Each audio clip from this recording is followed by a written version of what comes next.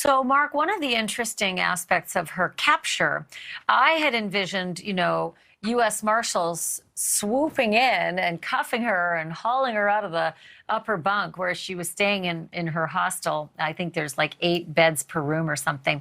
But it was a lot more gumshoe on the local level than that.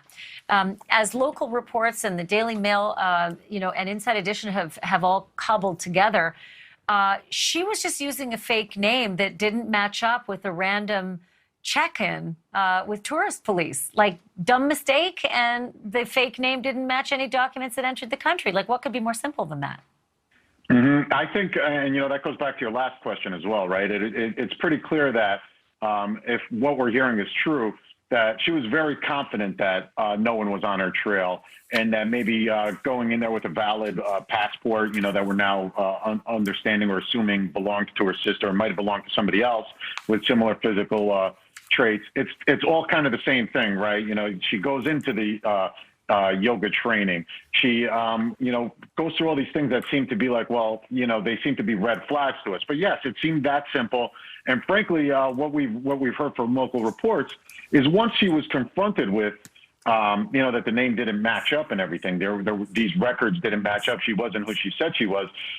We're hearing that she pretty quickly admitted who she was. She gave her real name. And that's when the local authorities in Costa Rica realized that there was a warrant out for her arrest. International manhunt going on for 43 days ends that simply. And sometimes that's really all it takes. But yeah, certainly seemed to have some kind of level of confidence that she wasn't being as tracked, or they weren't as close to her as, they obviously were.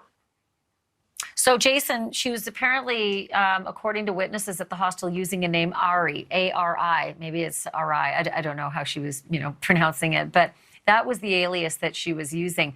In the meantime, another witness at the hostel says that he actually had eyes on what was in her locker, 2 passports, one with her in it and all of her information, and the other with her sister.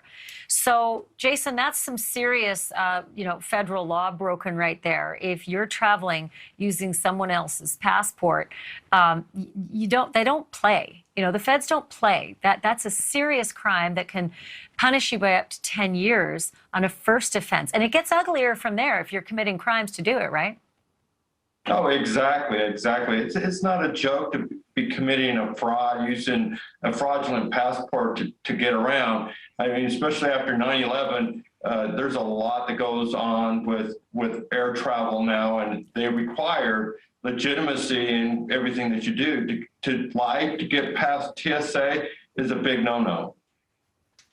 Well, I was checking federal statute just because I love doing that on my spare time, and seeing that a first-time offense for screwing around with a passport is about 10 years. And then if you're doing it to commit a felony, like a drug, smuggling, then it takes you up to 20, but it can take you up to 25 as well. So if you're doing it to evade police after a first-degree murder, I can see that easily being a little extra 25 in the Fed system after the local system in Texas deals with, the first-degree murder allegation that might, result.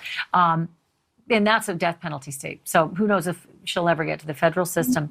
Okay, but Jason, so the sister, Christine, if she willingly gave that passport, that's also big trouble for her. Right, yes. That's harboring, that's aiding and abetting after the fact. So, yeah, if she participated in this at all willfully, and all the signs seem to point in that direction, because we know that Kaitlin traveled up to New York, where Kaitlin Armstrong was working at the Camp Haven, and the day before she was taken to Newark Airport, her sister Christine obtains a new New York State driver's license. So the timing of it really smells really bad, and points a finger to the sister as assisting in some capacity. And we know that the Marshal Service hasn't actually identified her by name as assisting in that process. But we do know that they have mentioned that somebody that looked similar to her did provide a passport. We know that a person close to her did drive her to the Newark airport. So So who else could that possibly be other than her sister? And then we learned from, this individual that was down at the Don Juan yoga lodge identified that he indeed did see her passport and Christine's passport. So I think it all sounds pretty bad for Christine. And so either Kaitlin stole this from her sister or her sister helped. So Mark, not many people have heard boo about Christine and about the investigation into Christine. And up until now, Marshals were pretty tight-lipped as well about, what they knew and what they'd heard about Kaitlin's whereabouts. So are you hearing from any of your sources whether they're hot on the trail of Christine? I think the last I'd heard, she was sort of a long-term camper, sort of living, working at the campsite in upstate New York. But she's not on the lam, is she? Well, you see, this is what's kind of interesting because from the very beginning, when we saw the arrest warrant out of Austin Police Department, there was a lot of talk about anonymous tips and cooperation from several people. When we saw that Kaitlin had, boarded the flight, come into LaGuardia Airport in New York City a few days later, gets dropped off by an unknown person at Newark Liberty Airport in Newark, New Jersey. That's like, could that be Christine? Could that be the sister? We're not entirely sure. The police haven't said. So although it might have been her that willingly gave that passport, maybe it was her that dropped her off at the passport. This is pure speculation at this point, but we could also assume that there might be a level of cooperation there. And if she were the one that, gave the police this information, maybe she's not somebody that's going to be facing charges for that. But police have said that if anybody was helping her in the time that she was on the lam, that they could face charges. So we're not really sure. That's really what it comes down to. But I think that we could assume that if we don't hear anything, that Christine might have been one of those people that was cooperating with the authorities. Maybe. I mean, what a hard position she would have been put in, right? Up until then, she was just, hanging out in upstate New York with a sister way down south. This really changed the metric for her entirely. I'm sure she had no intention of being a part of any of this until it landed on her doorstep. So, Jason, when you think about this whole, odyssey that Kaitlin went through, 43 days, it also makes me wonder if in this day and age, there's anywhere you can hide. Like, I mean, honestly, is there anywhere you can hide? Because that lady doesn't look at all like she used to. And yet, bam, there she is.